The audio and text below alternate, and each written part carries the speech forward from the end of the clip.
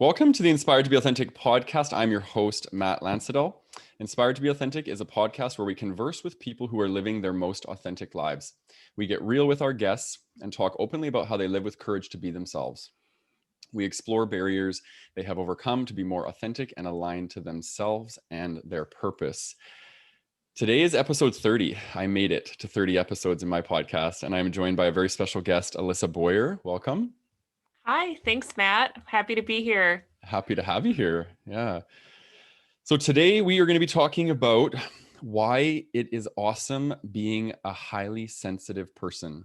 So as of most of you know, I identify as a highly sensitive person, and so does Alissa. So we're going to be unpacking all this juicy stuff today. We're going to be talking a bit about what is a highly sensitive person, any common myths or stereotypes, what people see as the curse of being highly sensitive. We'll unpack that a little, but today's mainly going to be focused on what is awesome about it, why we love being highly sensitive people, because there's so many advantages to being highly sensitive, and we want to really highlight those today. So both Alissa and I are going to share our stories about how we came to discover our highly sensitive nature and what that means for us in our lives and our careers and all that fun stuff. So I'll talk a little bit about Alissa. So Alissa is a writer and guide for highly sensitive people and empaths. She writes for the award-winning HSP blog, Highly Sensitive Refuge, as well as her own blog, Life by Alissa. Alissa is also a certified Reiki energy healer and the founder of the Highly Sensitive and Soulful membership, where she helps other HSPs and empaths experience greater self-love, confidence, and inner peace through spiritual development. So welcome officially. Thank you. Yeah. After the big mouthful. Yeah, it totally is. And it's still funny to listen to someone do a bio of me, because I'm like, oh, that's me. Because I haven't been doing, it's been 2 years and it's evolved so much. So it's fun to hear that and be here today. So grateful for the opportunity. And when you said, we should talk about the awesome things about being an HSP, I was really pumped, because there's so much out there about why it's so hard to be a highly sensitive person. And I love focusing on okay, yeah, it can be hard, but it's also awesome. And here's why. So yeah, super excited. Yeah, good. I'm glad. I always like to tell my guests how I align to people, because it's all alignment that brings me my guests. I don't really go searching for people. If they kind of just come to me. And Alissa and I connected on Instagram, as usual for most of the people that I attract. And I just got this warm wash of really positive energy when I started going through her content. And so I just reached out and said, hey, listen, I feel very aligned to your energy and what you're about. Started kind of, navigating through some of her stuff. And I found out she was hosting a workshop with Ben Fritz, another highly sensitive man, which was great. And I attended the workshop and learned a lot of great stuff from you and Ben, which was great. And we're hoping that possibly you and I can do some work in the future. And this is maybe the start of that. So. Yeah, absolutely. Yeah, it was cool to receive that message from you. It's such a nice compliment, because that's always what I hope when people come to my page, is it just makes them feel good. So to actually have that reflected back to me was it's just the nicest thing to hear. So yeah. And I'm excited for all of the things in the future. It's so nice to it's funny how Instagram, I've connected with so many awesome people that way. Yeah. And, you really can use it as a social tool to connect you with awesome people. So yeah, really glad we connected. Yeah, me too. I feel at home in your presence, and I feel it's very easy to just be around your energy, because we're so similar. Totally. It's great. It makes it way easy. It does make it way easier. Okay, well, why don't we start with just unpacking a little bit about what a highly sensitive person is. And we're going to use the term HSP, highly sensitive person, and we'll go from there. So do you want to start? Yeah, okay. I can start. Okay. So highly sensitive person is somebody, it's a trait. It's not a disorder. It's a trait. Believe that most of us are born with this trait. About 20% of the population is highly sensitive. And really the trademark of being highly sensitive is you have a sensitive nervous system. And our brains work differently. So we're constantly picking up external stimuli. We are noticing small details around us, because we're really I always think of it as I don't know. It's like we're missing a barrier. Sometimes I feel like this isn't like actual science, but it feels like you're missing a barrier between yourself and the rest of the world. Sometimes Mhm. it's like everything is like loud noises are like piercing to you. Like Yeah. itchy fabric is just like annoying. Like I used to change like 10 times a day as a kid because I needed to feel incredibly comfortable in whatever I was wearing. So sensitivity, it's like, yeah, it's the way you process information as well, because you're sensitive, like you're noticing all of the things around you.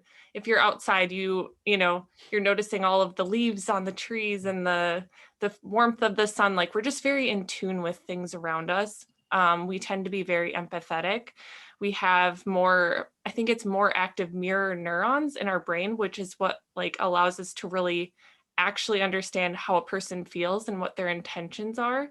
So we tend to just really connect deeply to other people. Most of us don't love small talk. We just want to get right to the deep stuff and really get in there. And also with high sensitivity, it's like across all species. It's in all animals. And this is because like tribes and like groups always need those like 20% to be sensitive to like pick up on social cues and be able to like assess if someone is trustworthy, things like that. Like we're really like the advisors and the guides and like the healers, like historically in groups. So that's kind of a big description. There's a lot more to it, but yeah. Yeah. Yeah. Yeah, I want to just add to that because that was a beautiful description. Wow, like that was perfect actually.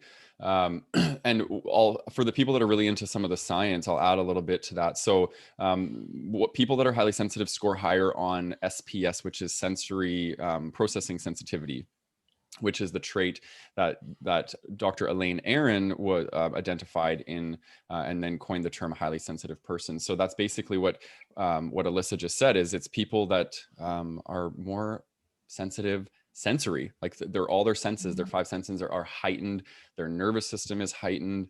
So with this can come all sorts of stuff in the negative, but it can also, once you learn how to thrive as a highly sensitive person, you really, really need to be, have a good self-care practice and understand your emotions and these sorts of things. And once you have those things in place, it's amazing, right? Life can become really beautiful when you start to hone your what you thought was a curse and hone it into a gift, and you can really relate to the world around you in such a different and beautiful way. And that's what we're here to teach you guys today, is how to do this. So is there anything else that we should add, you think? I feel like that's a pretty well-rounded description of it. Yeah. And I feel like too, once we share our stories and things like Yeah. that, I think that's always how people can really identify too, like, oh, yep, that sounds like me. And also, I guess we could add that like Dr. Elaine Aron on her website does have that quiz where you can like take it to see if you are a highly sensitive person, Yeah. just to like see, oh, do I check all these boxes? And then that's further validation. Yeah, exactly. What do you know your score on that? I think I'm 22 out Okay. of, I forget how many, 27. 26, Yeah. 27. Yeah. You were Yeah. higher, weren't you? Yeah, I scored 26. Wow. Yeah. Yeah. Okay. Yeah, it's pretty intense, and life inside my brain is quite intense. And but yeah, like learning all these skills that I'm learning, and I'm kind of newly introduced to the HSP world just in the last year. Mm. I always knew that I was empathic since I was a little kid, but I never actually realized there was a physiological component to it, which I always wondered why I was grinding my teeth and clenching my fists and doing all these things as a kid. It was basically, my nervous system was so strung out that it was physically manifesting in my body that I was doing all these things to kind of cope with the excessive amounts of energy that I had in my body. Mm. So Yes. yeah, go ahead. Oh, I was going to say, it's interesting that you say that because it does often. I find that it manifests very physically in so many of us HSPs. And a lot of times that's what brings us to learning that we're highly sensitive too, is like, because we're so sensitive and it can be so physical for us that if it's, we're not taking good care of ourselves or we don't know what's going on, it can manifest itself into like physical conditions and chronic health issues. And I just see that all the time. And that's my story. So it's just interesting that you say that, because it's like, yes, it's so much energy, so much inside of you. And it really is like that nervous system needing to be calmed and like feel safe. And it's very alert. So it's hard. Yeah, yeah, exactly. And also something that we can point out too is there's a term called differential susceptibility, which means that people who are highly sensitive are a lot greater. There's a lot greater impact to childhood trauma to for highly sensitive people. So a highly sensitive person and somebody who's not highly sensitive could have the exact same experience, and the HSP could be extremely traumatized by this.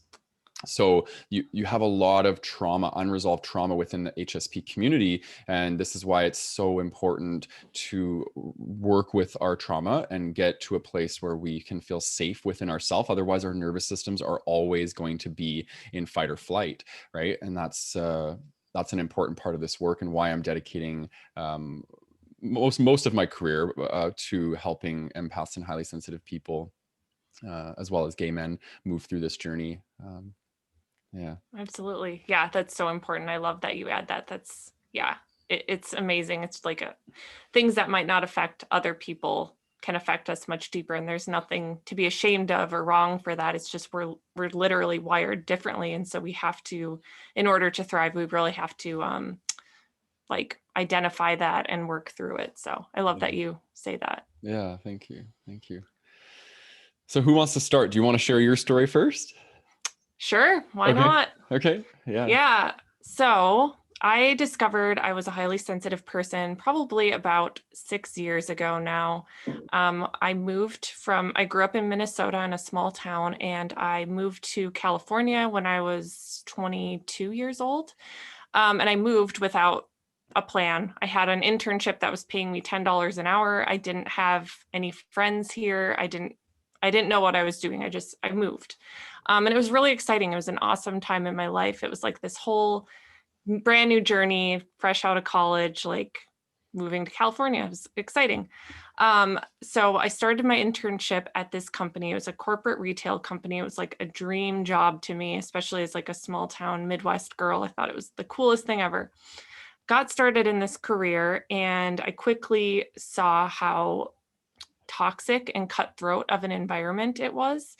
There was definitely a lot of like glorification of being aggressive, and like people working long hours. They're getting into the office at 8 a.m. and they're leaving at 8 p.m. And tend to be a very driven, high achieving type of person, as I actually find a lot of other HSPs are. Yeah. But I didn't know I was highly sensitive. I knew I was sensitive. I didn't know the term. So I found myself wanting to keep up with these other people that I was working with. I was trying to work those long hours. I wanted to move my way up the corporate ladder, especially because I wanted them to hire me full time so I could live in California on more than $10 an hour. Yeah. So I pushed myself really, really hard. While all this was happening, I was trying to navigate being in a brand new state without any friends and, not very much money. All of these like little big things, honestly, actually were really stressing me out. And I started to develop really bad digestive issues. And I started going to different gastroenterologists. And I was finding that no one really could help me. They would do endoscopies. They would do all these tests. They're like, yeah, you don't have celiac, or I'm not really seeing anything. You do have ulcers in your stomach. I'd get medication. Nothing really solved it. And it was super frustrating. I think I went to probably 4 different doctors until I finally shifted my approach and decided to see a holistic doctor. I had never done that. I had no idea, but I was desperate. So I started seeing this Chinese medicine practitioner, and literally changed my life. It was like working with him, we started to identify all of this stress that was inside of my body that he told me was absolutely contributing to my digestive issues. I had small intestinal bacterial overgrowth and leaky gut.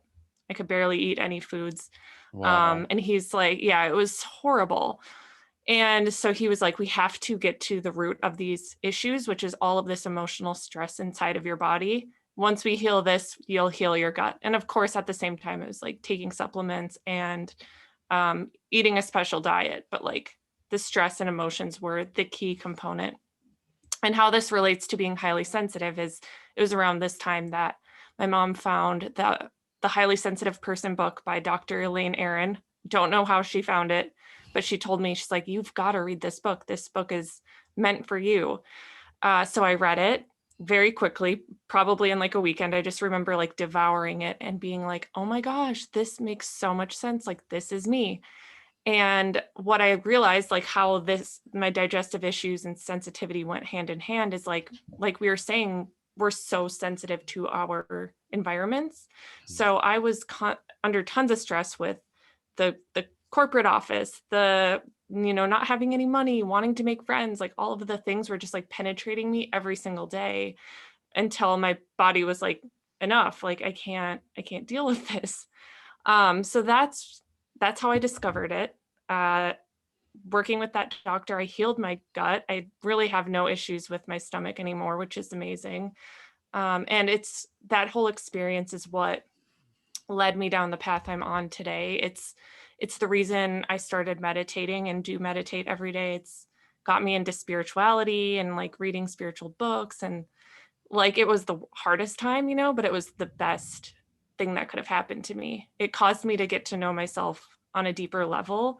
And I think that's one of my favorite things about being sensitive is like I had to get to this really low, crappy point, and that brought me to spirituality and like getting really in touch with myself. And I wouldn't have done that, at least not as quickly, if I hadn't been so sensitive, if I hadn't been so affected. So I actually think it was, a wonderful way, even though it's tough. Mm-hmm. So yeah, pretty crazy. Yeah. Do you feel complete? Yeah. Okay. Yeah. Right on. Thank you. Thank you for sharing.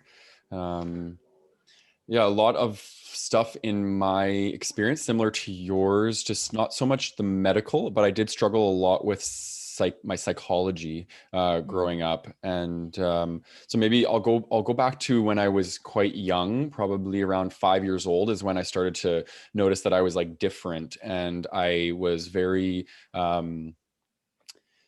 compulsive, almost like lots of like OCD type tendencies. I lots of like Tourette's syndrome. I never got diagnosed with Tourette's syndrome, but I was doing a lot of these like weird things, moving my face, clenching my fist, clenching my jaw, things like that. And my parents never really knew what was going on. I just, it never really got addressed. And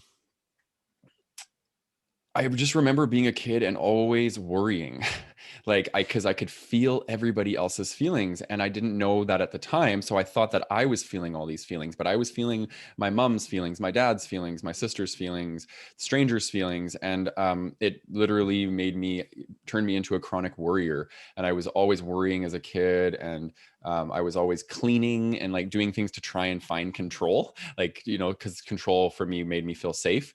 And then my parents split when I was about 8. And that was probably one of my core traumas. And then from that point, I really shut off a lot of my feelings because it was such a hard time for me. So I think I dissociated and learned how to repress.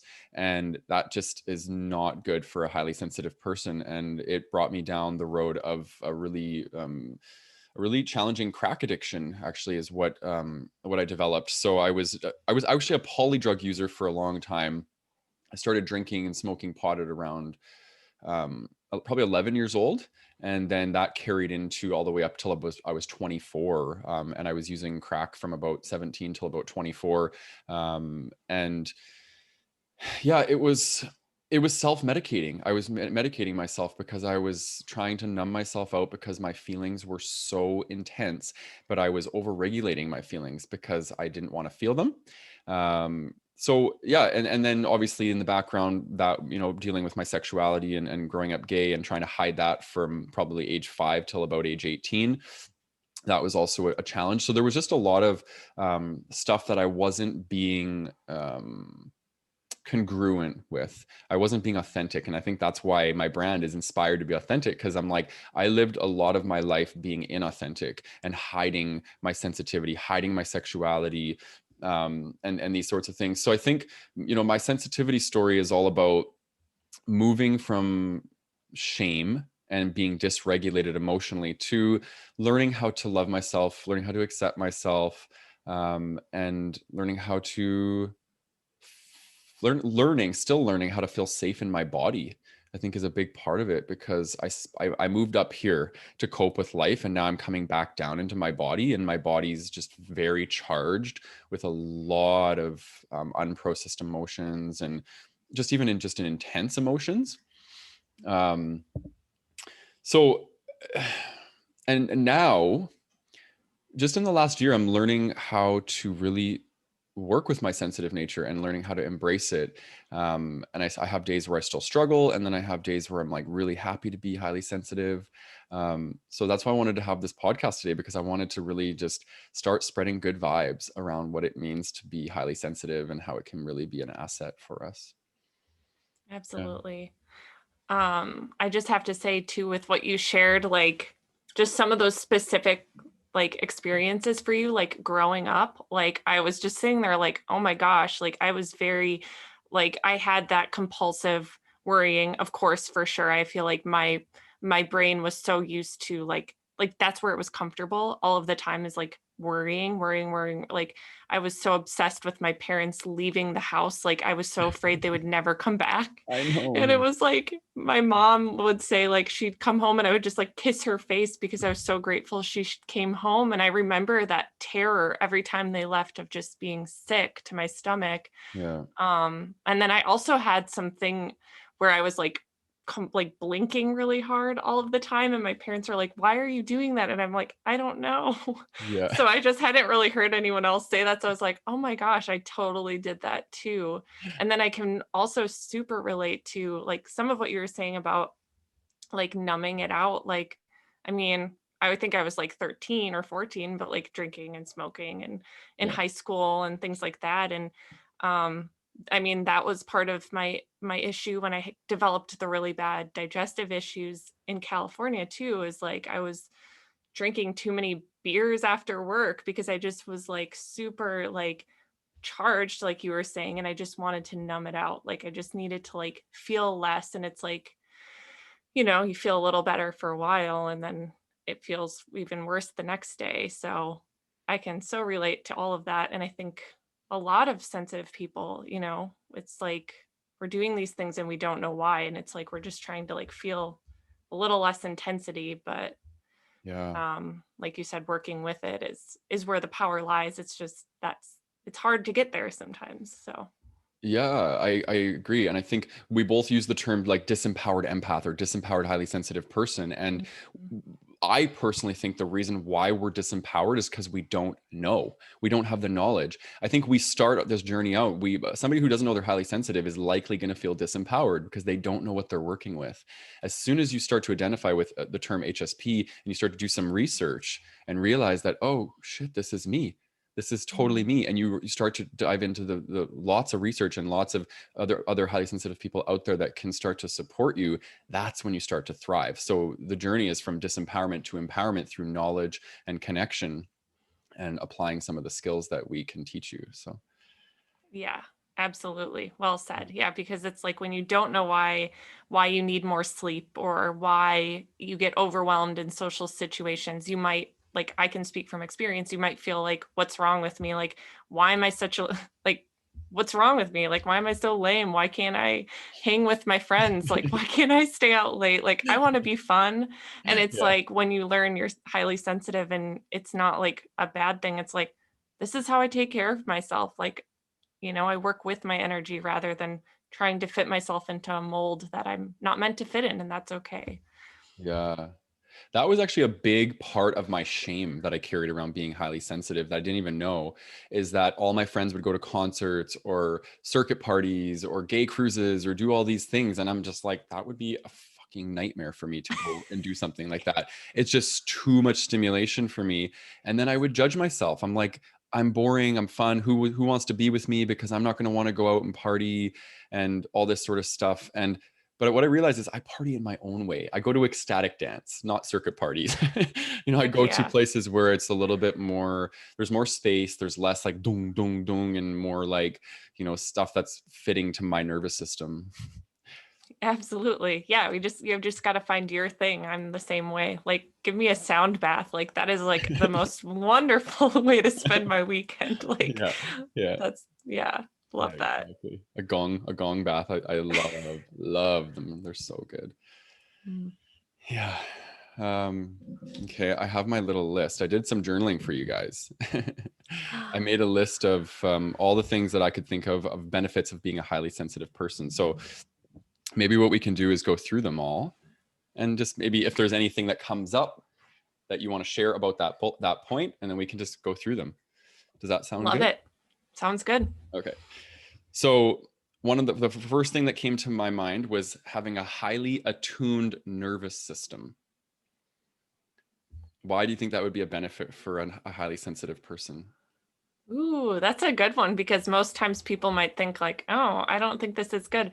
What comes to mind right away is just that it forces you to take better care of yourself. Like I kind of mentioned with my story, like because my nervous system was so sensitive, I was like, I got sick because I didn't know how to take care of myself. So you might think like, oh, that's not a benefit at all. But because it's so sensitive, I I have to do the work to be really good to myself. And in doing that, like strengthen my relationship with myself. I know myself so well. I know like if I start getting a headache, I can probably tell you exactly why that is. And I know how to fix that, or, like what Yeah. remedies work for me. So I think with that, yeah, that sensitive nervous system, like you get you get very intimate with yourself and your own experience. And it's yeah, it's something a lot of people don't have the opportunity to do, I think. Yeah, I agree, and that's a great way to frame it. I think for me, having a highly attuned nervous system, the nervous system is actually the bridge between the material and the spiritual. And if you were to take the 20% of people on this planet who are highly sensitive and you were to poll them all, I guarantee you most of them are going to say they have some sort of spiritual connection. And I think that when we have a highly attuned nervous system, we have an easier access to the metaphysical world, because we feel energy, and we have an easier time connecting to spirit guides and angels and these sorts of things, that perhaps other people need to get a little bit more still in order to feel their nervous system, whereas our nervous system is just sitting there waiting, like it's like, I'm here. It's pulsing, it's vibrating. Right.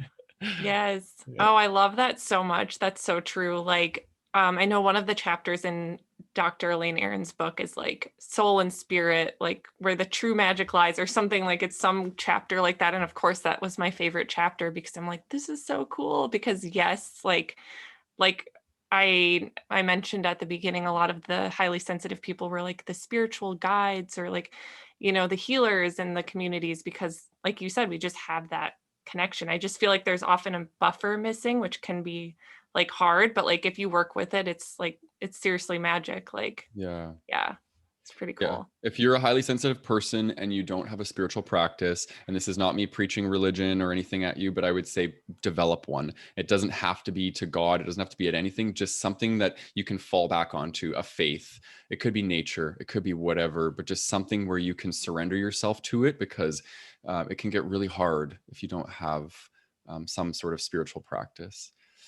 Yeah, Yeah. couldn't agree more. Yeah. And I think one more thing to add, because I just Of get fired course. up on this topic. Yeah, no, me too. We got lots of Just time, be no rush. okay, cool. It's just that because I think a lot of us are more prone to anxiety and worry and overthinking and all of the things. Like for me, when I started developing that spiritual practice, and I could remember that I wasn't alone in the journey, that like during the hard times, I could call upon a higher power, my spirit guides, or even like connecting to my own soul. Like that's kind of been one of my favorite things lately. Yeah. It just made me feel so much more calm and at peace. And just like, I just think it's like the medicine that we really need for us Yeah. sensitive people. Yeah, I fully agree. I fully agree. that's why I'm like morphing into from a life coach into a spiritual teacher, right? Because that's where I think it's so important. I want to have both, but it's important to bring people along the spiritual path, because it's where a lot of the healing takes place, for sure. All right, so the next one is emotional vividness. I like this. Okay. So the way I'm interpreting this, I guess I'll just, say Sure. from my own experience, Yeah. like, anytime I'm like watching a TV show or there's anything remotely emotional or whatever, like I will dry it or cry at the drop of a hat, like Yeah, me too. instantly.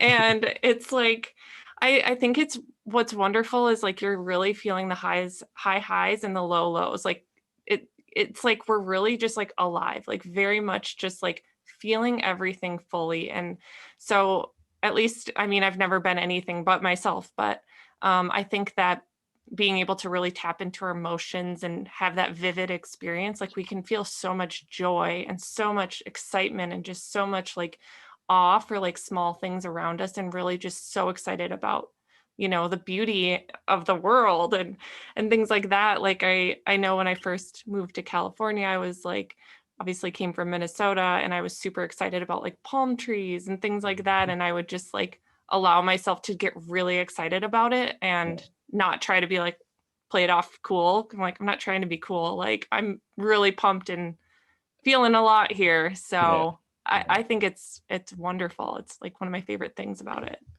Yeah, I would say me too. And I think it's a double-edged sword, okay? Because emotional vividness can be, if you're experiencing a lot of negative emotions, it can be really, really challenging.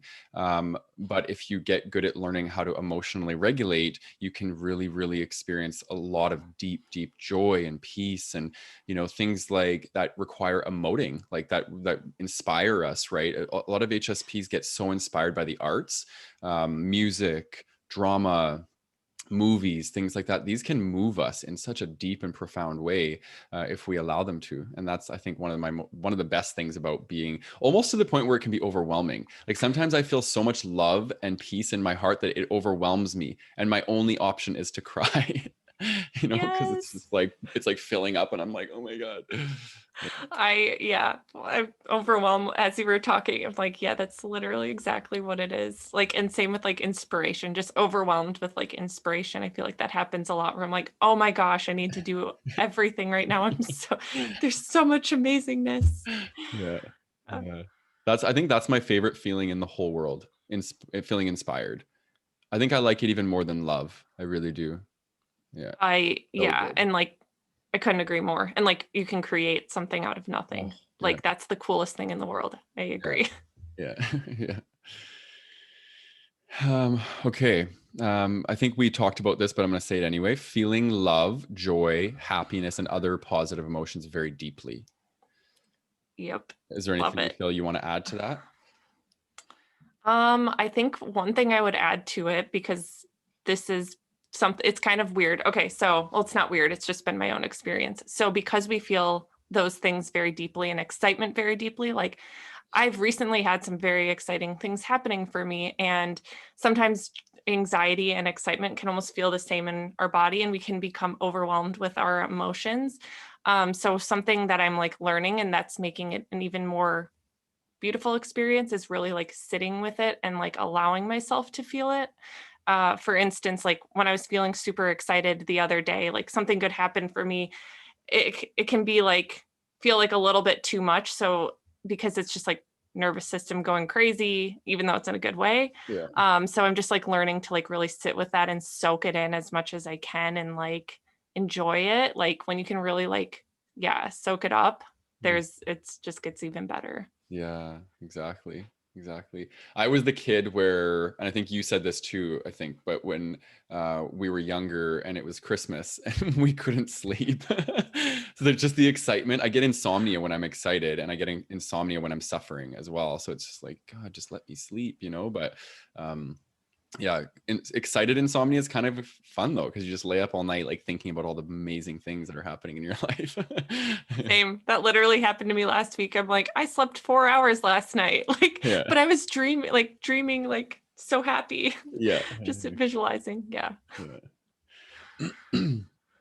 Okay, the next one is actually probably, well, there's so many of these are my favorites. I'm going to probably say that at so many of these, but highly intuitive and strongly guided.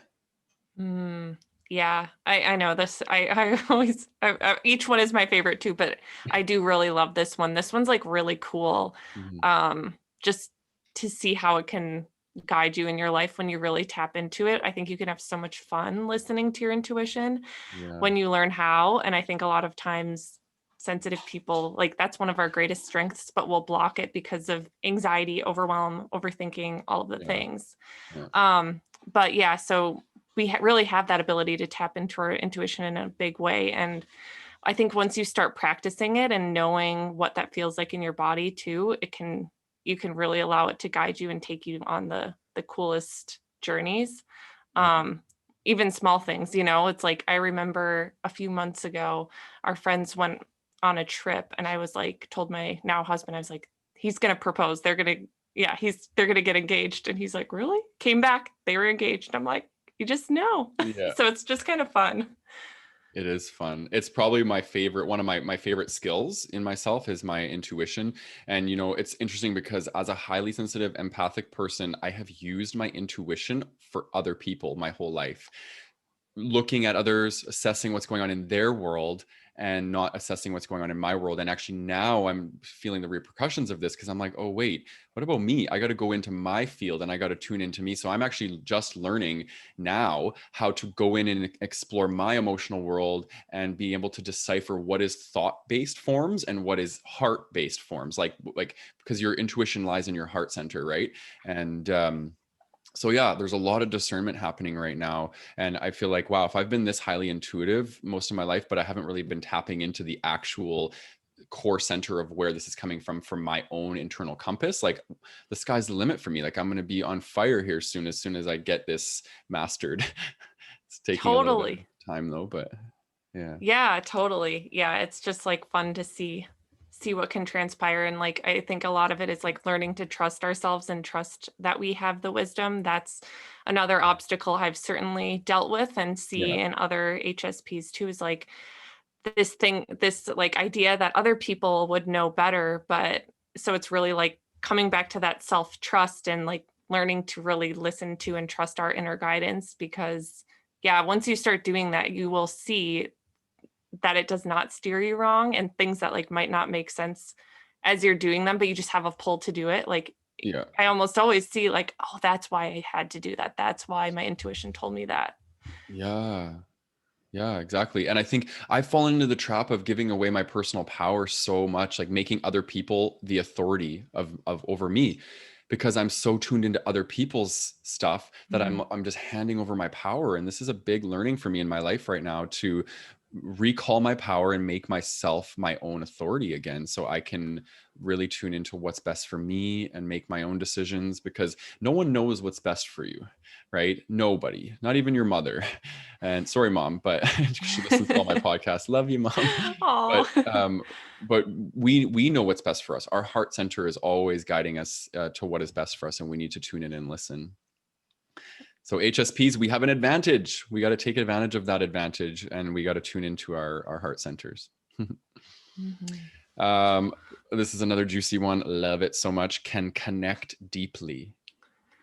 Oh, yes. I mean, I feel like I meet people, and I'm sure you can relate, and so many other empaths and HSPs. Like, you meet somebody and they instantly feel comfortable with you, and they're like telling you their life story. I mean, Yeah, hopefully you have the space to like take that in. yeah, Obviously, we need to have discernment, yeah, but I always find this to be very satisfying to get to that deep level with someone else, like to be that trusted person, because that's I I assume other people can just sense that when they're in the presence of a highly sensitive person, like, okay, this person like doesn't want to talk about the weather. They want to know like my big dreams and fears and all of that. So yeah, I just think there's so much richness there. It's like, how we love, or we have such big emotions. It's like we want to feel the experience the depths with other people too. yeah, yeah.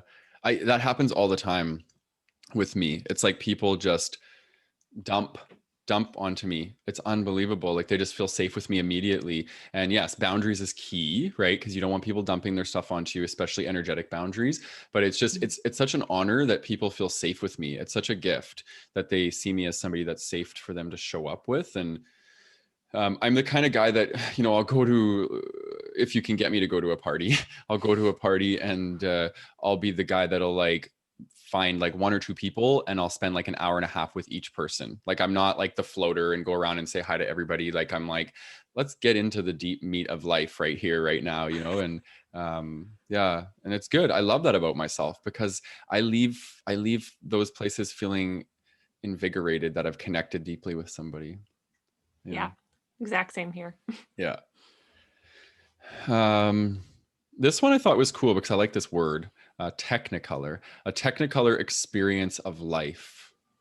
I love that as a descriptor. That's exactly what it is. I feel like everything is just so vibrant and it's so like, yeah, we can just feel it all and see it all. And it's because we're not I feel like we're just not filtering as much. Like we're just taking in so much. So yeah, technicolor, everything is so beautiful. The sad things are very sad, but the happy things are so happy and wonderful. So yeah, that's such a good one. Yeah. Yeah, the cherry blossoms are blooming out in Vancouver right now, and I didn't know this whole time because I moved here in the winter that I had cherry blossom trees lining the street that I'm living on, and they just started blooming, and I was like, oh my God! So I went out there and I'm like skipping through the streets, like all excited that these cherry blossoms are out. They're so amazing. I just love them. Oh my gosh, yes, I love that. Yeah. Okay, next one. Great with details. Ooh. Yes, that one helps in a lot of ways too. Like I love to write, obviously. So this helps me a lot with my writing. I also am kind of like a freak about like grammar and things like that. So Yeah. I notice the details and I'm like, oh no, that's not where that comma goes or something like that. Those little, being able to notice little details, I think can help in a number of ways. Like a lot of times in also like planning a trip or doing things like that where you have to think of all of the things. I think that we're usually pretty good at just noticing all the things that there is to think about. Yeah, exactly. Yeah, and this is also comes in really handy. We make great employees who can problem solve and pay close attention to detail. So if you're an employer out there and highly sensitive people, it's always good to have one on the team because they are going to find things and they're going to notice patterns and the cog in the wheel. That's what we're really good at. We can find the pattern that's like, no, it's not working here, right? Because we're very, very good at observing fine details. Yeah, exactly. We can identify it quickly, pretty seamlessly. This is also kind of similar, but we're very observant. Yes. Yeah. And I love thinking of this too with like emotional intelligence and like being able to see like somebody's facial expression shift or just like hearing the tone of their voice. I think that can like serve us in so many ways. Like again, in the workplace, being if you're a leader, like being able to observe how your employees are feeling rather than just being so stuck in logic and like this is what we need to do, but rather being able to observe the interactions between people and how this person is, what their attitude seemed like when they came into work. Like those are ways it can serve us so well. I describe myself as clairsentient. I'm actually developing clairsentient abilities as I go, just strongly empathic, essentially. And one of the ways that I do this is through observing people's body language and facial cueing and things like that. And it's the mirror neurons, because I can notice somebody's crease in their mouth. If it's aimed downwards, I can feel the energy of sadness in their facial creasing. People's eyes speak a lot to me. So yeah, my intuitive abilities actually come a lot through watching people and observing how their body is. Because the body manifests everything, right? Like the mind is like, let's mask all this stuff to try and trick people that I'm not feeling sad or shameful, but the body can't lie. The body just holds the truth of who we are. And it's fascinating. Yeah. Oh my gosh. Yeah, that's so true. It's like, I think of, sometimes you can tell how a person feels about you, right? Like you're saying the mind is like masking it, but then I've had experiences where I've met people or worked with people or whatever, and I'm like, I just don't think they really like me that much. And they say one thing, but I can just tell by the body language and Oh the yeah. little, like, there's like this split second where a different look crosses their face. And you thought I didn't notice that, but I did. And it's okay. Yeah. But I know how you really feel. Yeah. It's just very interesting. Yeah. It is interesting. I think that's why a lot of HSP struggle with people pleasing, for that exact reason.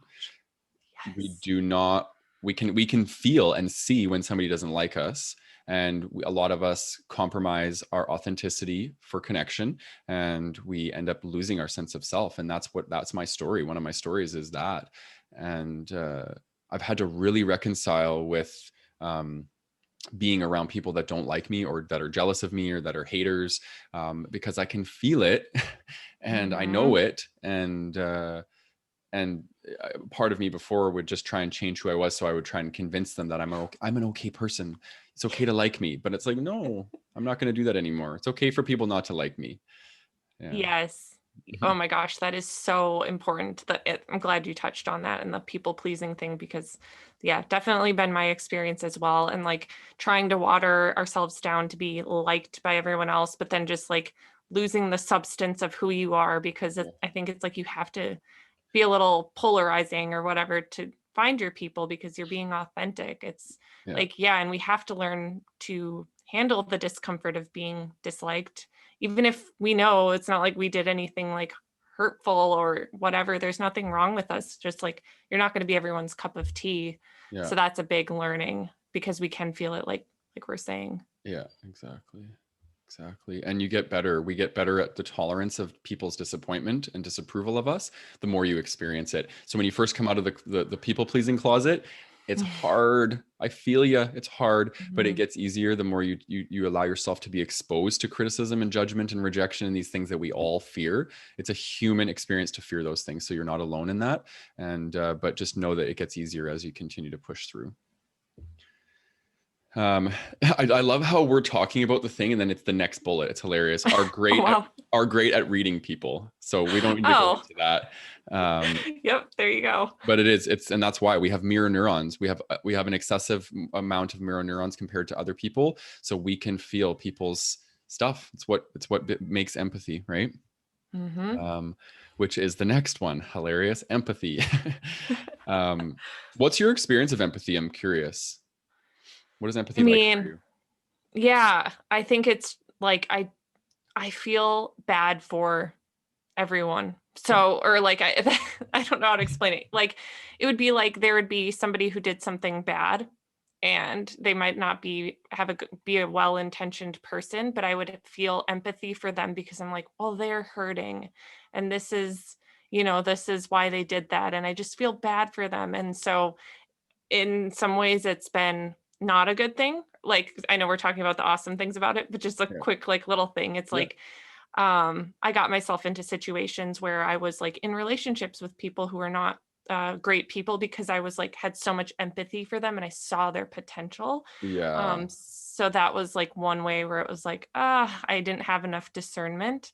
Yeah. But empathy is, like, on the flip side, really is one of my favorite things about this trait. I remember doing like the Strengths Finders quit test back when I started my corporate job, and I was the only person in our group of like 25 people who got empathy as the number one. Like no one else even had it in their top 5. It was my number one at Yeah. that time. Now I think it's something different, but still.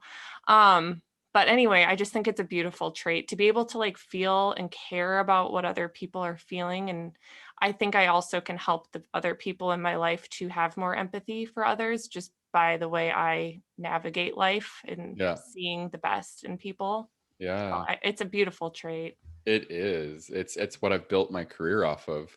And that's funny that are you talking about the Clifton Strengths? Yes, yes. Yeah, so my number one is empathy.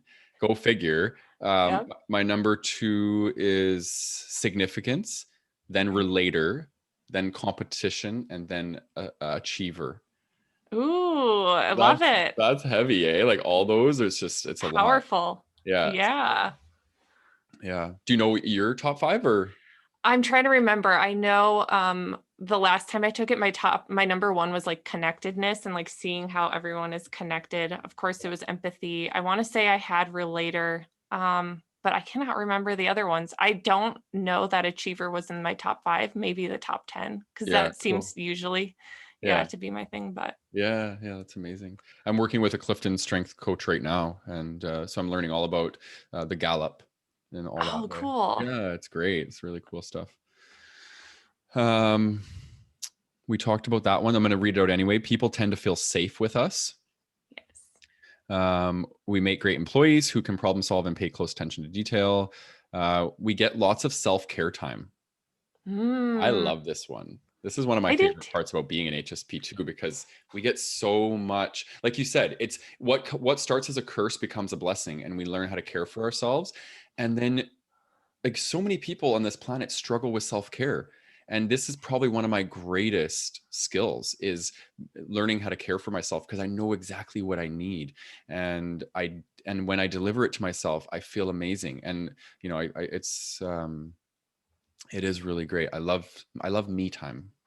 Yes, I do too. It's like the most sacred, wonderful time. And it's like, yeah, and I think I used to feel, I'm still working on this, but I used to feel guilty about taking that self care time because of the other, like, part of me where I'm like, you always must be productive and doing things. But once I had those digestive issues and learned, like, I really cannot push myself, learning to really take my self-care time seriously and make it a priority, game changer. It's the best. And that's when you have the most, like, at least I in my experience, like the downloads, the inspiration, when you just have that space and you're just like relaxed and Yeah. yeah, getting back home to yourself. Yeah, exactly. Cleansing everybody else's energies out. It's like a scrub. It's like just Major, cold. literally major. So important. Yeah. Yeah.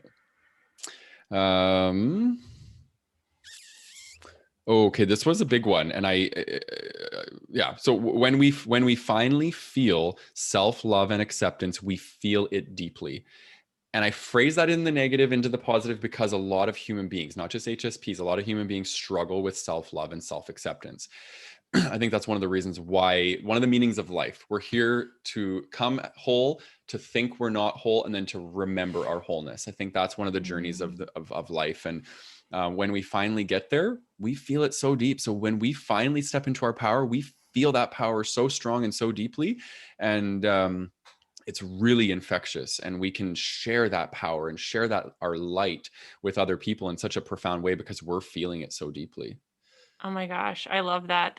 Yeah, that's so powerful because it's like you said, when we really feel that, it's like the other aspects of our trait, our ability to feel deeply, our passion, our, emotions, all of that, like the empathy, like it comes out. It like, I don't even know. I'm like trying to explain what's in my mind, but it's just like it bursts out. Like you're saying, it's infectious because it's like we just are dying to share it. And I really think that we're born to share it once we get to that place because there's so many sensitive people who aren't there yet, and I just think the world cannot be well rounded without those deep feeling people, like feeling powerful, like we literally are needed to make the world whole.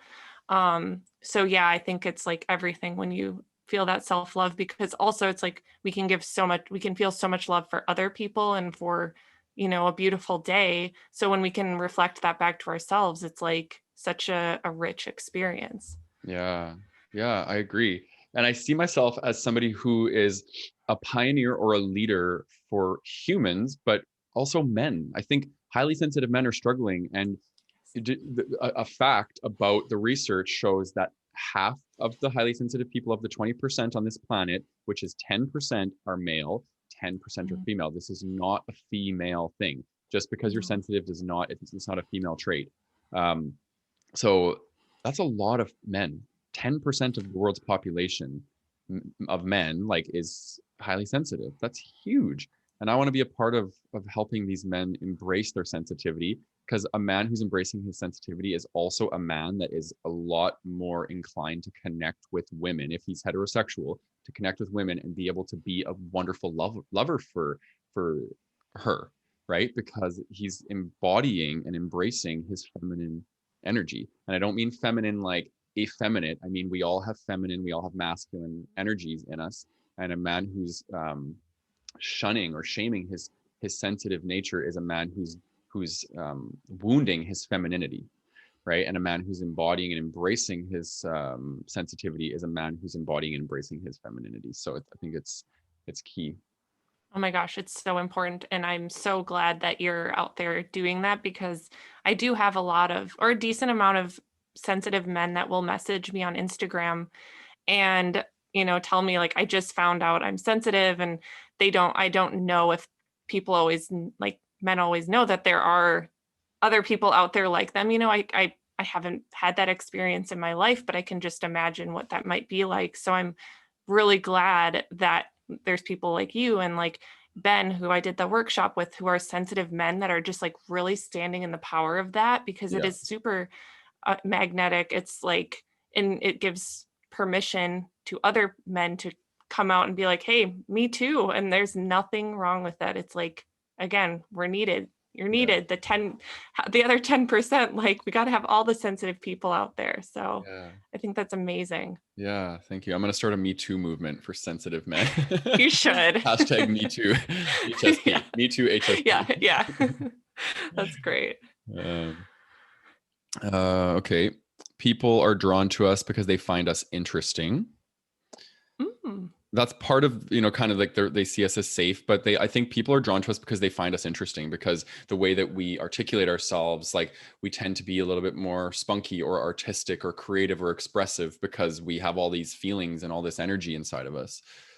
Yeah, definitely. I wrote a blog post about this like a couple months ago. It was like the secret to being more magnetic or something like that. And what I wrote about in that post is pretty much exactly kind of that. Like when I first moved to California, I was like feeling like, oh, I need to like try to fit in and like act cool. And like I'd go to these parties and people just seem to know how to dress. And I'm like, I don't know, like, what am I supposed to do?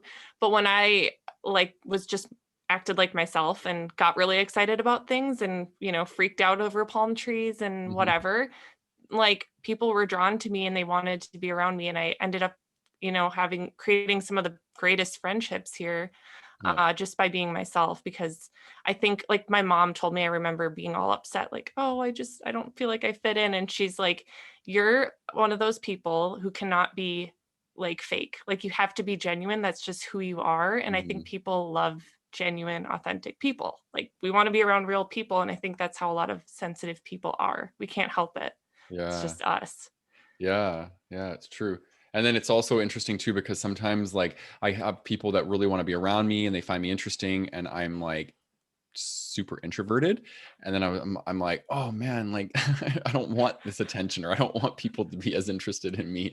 But I'm learning how to also, well, set boundaries, but also just, sometimes just let people in. That's part of it with me as well too. The more public I become, it's like, you have to really be discerning on, do I have capacity right now to let somebody into my world and share a moment with them, or do I need to just be like, you know what, I really need to care for myself right now. So Totally. And one thing I'll add, it just because you and I have this in common, is the fact that we're both Gemini sun.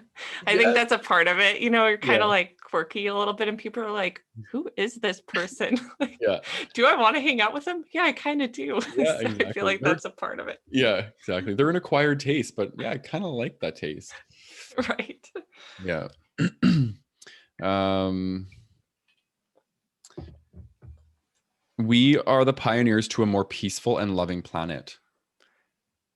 Yes, I agree. That's why I do everything I do. At the core of it is like, because I want more sensitive people to just be advocating for themselves and feeling empowered to just fully be themselves. And it's just such a ripple effect. It's not like each person has to go out and start a movement, but like if you're just like showing up more confidently in your personal life, and maybe you're inspiring your mom and your husband and your children and things like that, just to like, have more empathy for others and like Hmm.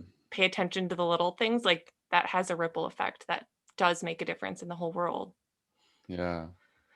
Yeah. Yeah. It's interesting. There's a term called canary in the coal mine. Have you heard that? I have. Yeah. So canary in the coal mine, I'll explain it to the listeners. So basically, back in the day when they were in the coal mines, they would have canary birds because the canary birds need more oxygen. And when the oxygen levels would become really low, the birds would die. So the workers would know that they have to get out. And highly sensitive people, we're the canaries. We can detect shit before it happens. So you, like I'm saying, if you want, to have a successful organization, have highly sensitive people there because they can pick up on things intuitively before they happen. And we also tend to the other aspect would be a more peaceful and loving planet, right? Is that we tend to lead with more compassion and more empathy because we see the potential in people, right? So I think if we start to get more HSP leaders, global leaders, I think this world will be a lot better off, in my opinion, because we need more compassion and love on this planet. And not just all, like, I know we can't just lead with compassion and love all the time, but we need more balance, I think, in this planet. Balance, exactly. Could Yeah. not agree more. Yeah. Yeah. Okay. Heightened activity in the insula region of the brain. They call this region of the brain the seat of consciousness. Do you know much about this? Not much. Okay. I'd love to hear more. Yeah, I did a little bit of research. I'm definitely not a neuroscientist by any means, but I did a little bit of digging. And the insular region of the brain is the seat of consciousness. It's involved in pain, love, emotion, craving, addiction, enjoyment of music, these sorts of things. It facilitates our concept of self-awareness, the awareness of our bodies and the emotions and how they interact to create our perception of the present moment. And it's involved in many important activities of the central nervous system. And they say that the insular region of the brain is a lot more hyperactive in highly sensitive people. So we have tend to have a lot more self-awareness, where we have a lot of awareness of what's going on around us. We have a lot more access to present moment awareness. And there's some, not a large body of research, but there's some bodies of research around showing that this is valid. But again, the research is not as, I guess, deep as it could be. That's what they were saying. So That's cool. That mhm. when you say that, it makes me think like, well, that's such a superpower right there. That's like so much access to information, and it makes a ton of sense. Like from my own experience, like I think of times I've like gone to a therapist or something, and I'm able to kind of quickly reflect very in detail about my experience to the point where they're like, oh wow, like you already kind of like had made that connection or whatever. I mean, and of course, like meditation and things like that help, I think, tap into that further, which I think also backs up what we were saying, like having that spiritual practice. Like we already have the capacity, it sounds like, to really tap in deep and in meaningful ways. But yeah, that's definitely really cool. I love hearing that information. Yeah, me too. We learn faster from our mistakes.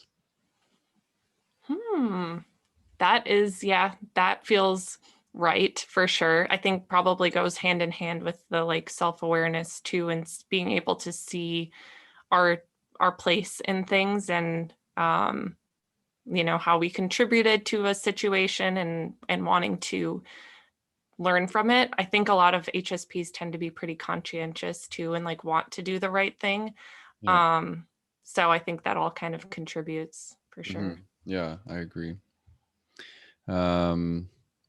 We have a rich inner life. Yes. That's a fun one. When I was a kid, I always was like writing books and things like that. And I just wrote these like crazy stories with illustrations and stuff like that. And I could just like stay entertained forever. Like I always think now, like when people tell me they're bored, I'm like, how are you bored? Like I'm never bored. I Like there's know. always something going on. Like Yeah. I just can't comprehend. So yeah, Yeah. it's just very rich. There's a lot happening at all times, but it's kind of fun when you rein it in and you know you're focusing on things that feel good and stuff like that. So Yeah. yeah. Boredom would be nice, actually, like once in a I while. like, what is that? Yeah. Yeah. Rich inner life for me, it's my connection to my imagination is very, very powerful. Like I can actually create an experience through my imagination, and it can become so visceral that I can actually sometimes even traumatize myself by just thinking about an experience. Or it's so powerful. So it's like I'm learning now actually to use that to practice emotion regulation. So I'll think of something happening that would incite a very strong emotional response, and I can actually bring that emotional response into my body just from thinking about this experience. And then I can practice working with that emotion without actually having to have somebody else or some sort of external stimuli bring up that emotion in me. So yeah, it's very powerful how we can use our imagination for to create suffering or to create bliss if you choose the path you want to take with your imagination, right? Yeah, definitely. That's amazing. That's really, I love that you're doing that. That's so cool. Yeah, it's neat. We're great listeners. Yes, definitely. I think it goes like in relation to people feeling comfortable to like open up to us really quickly or easily. I think it's like we are good listeners. We actually like, yeah, take the time to listen and care about what people are saying because we're empathetic. And, at least I'm always listening like, oh, what could I say that might be helpful here or whatever. So yeah, it's very true. We have huge hearts. Yes, I'd say that's true. I think that's definitely one of our strengths. It's like wear our hearts on our sleeves and care a lot about everything. Yeah, exactly. It's beautiful. We enjoy alone time. A lot of people, I think, are afraid of alone time, and a lot of people do anything in their power to distract themselves from being with themselves. And I think for the most part, maybe this is a bit of a generalization because maybe not all HSPs are like this, but I think for the most part, most HSPs do enjoy their alone time because they need to recharge. Mm-hmm. We Yeah, associate alone time with recharging and taking care of ourselves and feeling better, whereas I think other people might look at it as loneliness or boredom. So it's just the association we create to aloneness. Yeah. absolutely. And like with the like rich inner world too, it's like we're alone, but like we can have so much fun or just like such a good experience with that too. Mm-hmm. And yeah, it's definitely good for that like recharging because like we're taking in so much stimulation all of the time, whether we like it or not. So we genuinely need that time to like get off, get away from other people's energy, get back into our own energy. And like I know at least like for me, like I live with my husband, so I don't have, and like during the pandemic, it's like not always getting as much alone time. Yeah. And I think that can be the case for a lot of HSPs too. You don't always get as much as you need. So it's like I've found it important to carve that out however I can, like taking a walk by myself or like a bath or whatever to get those pockets of it too. So important. Yeah, I agree. Highly creative and expressive. Oh my gosh, yes. It's funny, like because I didn't start writing until a couple of years ago. Um, and it was like I was doing a corporate job, but not really getting to tap into my creative side. And once I started really just opened up the floodgates and yeah, it's been enjoyable. My internet froze for a second, I think. You're good though. I So heard the whole thing. Yeah, oh, your you did. video froze, but your audio was great, so we're good. Okay, good. Yeah. Values and understands the feelings of others. Why would this be a benefit to a highly sensitive person? I think it allows us to really have more meaningful and deep relationships with people to actually value and care about their experience. Like, because a lot of times there is that people can sense when people are being fake or are self centered or whatever. And I think with highly sensitive people, it's like we are not that way. And so we really can have those deep, meaningful, connected experiences with others, which makes life more rich and wonderful and meaningful. Yeah, I agree. We make great lovers because we are loyal and care deeply. Love that. Yeah, I think my husband would agree with that too. He's Oh, not a highly sensitive person, but like that's one of the things he said in our wedding vows. It's like, very just like a soft soul and somebody who just is like really loves deeply. And I just think that like with everything, we're passionate and we care deeply. And like, so I think the people in our lives are like lucky to have that because we're always going to be there. We're just like, we're in it, we're invested. I yeah. think that's really unique and wonderful. Yeah, I agree. I almost like feel like I think I need to be in a long-term relationship, at least with a partner who's also highly sensitive. I don't know. I don't know. Maybe yeah, but I feel like most of my partners haven't been highly sensitive. And I feel like they have a hard time understanding like just my nature. And it creates a lot of, like it's almost like two separate worlds. So I don't know. I could, you know what? I could totally see that. Yeah, it's because it is a different experience. And like my husband is definitely like, well, I don't know. It's like he's not a highly sensitive person, but like when it comes to like nature and like things like that, he's like in love with like nature and like building birdhouses and like taking care of animals, which is like Oh, very sweet. So there is yeah. that like part that's like very soft. And for us, at least, it's a very yin and yang relationship where it's like he is um just very much the masculine, I'm very much the feminine, but it's like such a balance. And I think what it comes to, what has worked well for us is me teaching him about what it means to be a highly sensitive person, but then him actually being receptive to that and willing to learn about it, and being like, he tells people like, oh, my wife's a highly sensitive person, like writer, and he'll like point people out. I think they might be a highly sensitive person. So it's like very cute and sweet because he's like very accepting of it. Yeah. But it is a different experience. And so I think it depends on the person too. Are they willing to learn and accept that? Or is it more like, no, it Yeah. definitely depends. Yeah. Yeah. What you described there, I could deal with that. And it sounds like there's Yeah. like compatibility there and there's understanding and empathy. Yeah. Yes, Huge. that's major. Yeah. Exactly. All right. The last one on my list, we can easily attune to others' needs. Yes. I think we often make excellent caretakers and we love to be there to make someone's experience better. Like I remember being a waitress in a restaurant, and I could just like, I was good at it and I loved it because I just loved to like help people have a good experience. Like I loved the like customer service thing, even though it was like hard at times. But Yeah. I think, yeah, we just have that ability for Yeah. sure. Yeah. I put an asterisk at the bottom of my list, and I said many of these have polar opposites. Hence, why optimism and gratitude are key to being a highly sensitive person who thrives. Because you could take any of these and you could add the pessimism into them, and they could be horrible, right? Mhm. So we need to constantly be reframing why this gift is a gift, right? And I just think that's really, really important. So I'm glad you added that in because exactly, it's all how you're framing it. And yeah, it's so important just seeing it as a positive because it yeah, really is. yeah. Is there anything that you feel that wasn't on that list that you wanted to add? I'm trying to think, and I really feel like they were almost like they were all covered. Like everything that I would have thought of, like I feel like we went over them. Okay, Like, good. Good. yeah, I think that was very thorough. We Good. did Yeah, good. I put a lot of thought into it, so I'm glad that I covered a lot of the main points.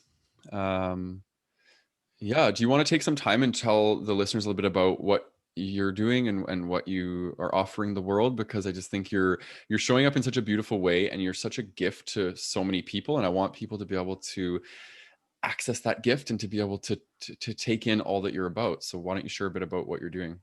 Oh, thanks, Matt. Yeah. Mhm. So the main thing I'm working on is my highly sensitive membership. So it's a community for highly sensitive people. And it's basically the way I have it set up. It's like a personal and spiritual growth journey for sensitive people. I think that we have to approach our personal and spiritual growth like in a little bit different way because of our sensitive conditioning, like the things that have happened to us in our lives. Like we just have different experiences. So in the membership, each month I offer a mini workshop. So members get EFT tapping videos, meditations. We do a monthly circle meetup on Zoom. And I think it's important for us to be in community with each other and share experiences.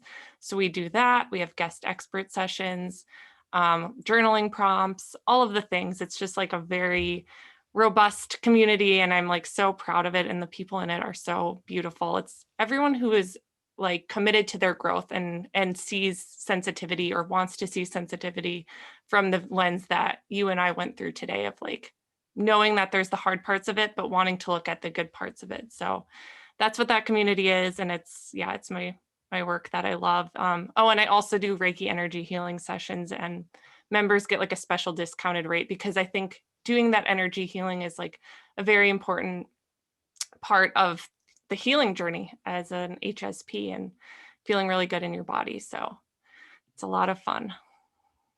Cool. Yeah, lots of great stuff. Do you feel complete in your sharing, or is there anything else you feel is important to share? Yeah, no, I think that covers it. I feel pretty good. Yeah, join the membership community, because it sounds like there's a lot of beautiful things that are happening there. And I will have all the links in the show notes. If you want to send me all the stuff that's important that you feel you want to share with everybody, that would be great. And I just thought of one last thing that's awesome about being an HSP, is the minority bonding. Because when you find another HSP and you're like, you're an HSP too, it's like amazing. And it immediately fosters connection, right? So when I felt your energy, I knew, well, obviously you say you're an HSP, but I knew that there was a connection. I knew immediately we had commonality and something to bond over. And I'm telling you, as soon as you start to own your highly sensitive nature, you start to attract other highly sensitive people. And you're just like, wow, this is amazing. These are the connections I've been waiting my whole life for. So yeah, that's a big one. I love that you say that. That's so important. That's such a, great point, because I think highly sensitive people are some of the best people out there. And it's so good to be with people who really get you, really care. Yeah, exactly. Cool. Okay. Well, I just wanted first off to say thank you so much for offering us almost an hour and a half of your time to come on and educate and spread the word of what makes us awesome as highly sensitive people. And just, really grateful for you, for your presence and how you're showing up in the world. So I'll leave it with that. Yeah. Thanks, Matt. Yeah, this was a great experience. I felt like I could have chatted all day. Didn't even realize an hour and a half passed. So thank you so much for having me on, and for everything that you do as well. Yeah. So grateful. Thank you. And for the listeners, thank you always for tuning in to the 30th episode of Inspired to be Authentic. If you are watching on YouTube, please let us know in the comments, like, what is your favorite thing about being highly sensitive? Let's start to spread the word, because I think we're focusing too much on what sucks about being highly sensitive, and there's so many beautiful things about it. So let us know in the comments below, what is your favorite thing about being highly sensitive? And for people that are tuning in on your favorite podcast network, give me a thumbs up and a subscribe, and continue to follow our journey and follow Alissa's journey, because we are both bringing some really cool stuff into this world, and we want you to be a part of it. Have a beautiful day, everybody.